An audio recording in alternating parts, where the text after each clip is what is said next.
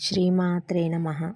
అందరూ సుఖ సంతోషాలతో ఆరోగ్యాలతో ఉండాలని మనస్ఫూర్తిగా అమ్మవారిని కోరుకుంటున్నాను. మార్గశిర మాసంలో వచ్చే గురువారాలు అంటే అమ్మకు ఎంతో ప్రీతికరమైనవి. ఆ రోజు మనం అందుకే పాటించవలసిన నియమాలు: ఇంటి ముందు తప్పకుండా ముగ్గు వేసుకోవాలి. ఆ ముగ్గు వరిపిండితో పెట్టుకుంటే చాలా శుభప్రదం.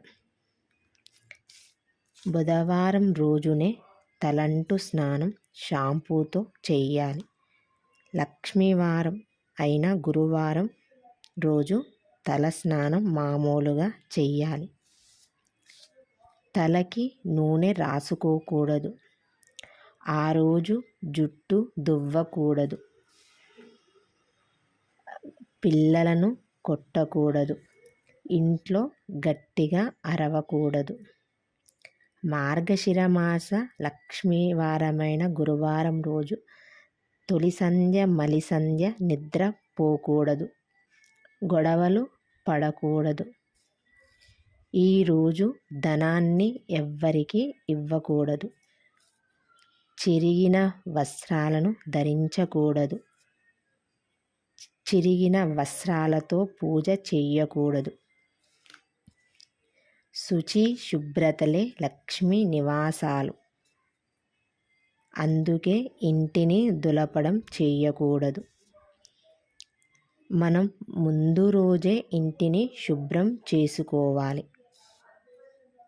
నియమ నిష్టలతో భక్తి శ్రద్ధలతో ఈ పూజలు చేయాలి.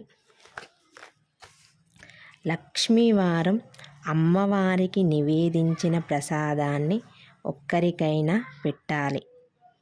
మార్గశిర లక్ష్మీవారాలు వ్రతాలు చేసేవారు అమ్మవారికి ఒక్కొక్క రోజు ఒక్కొక్క నైవేద్యాన్ని పెట్టవలసి ఉంటుంది.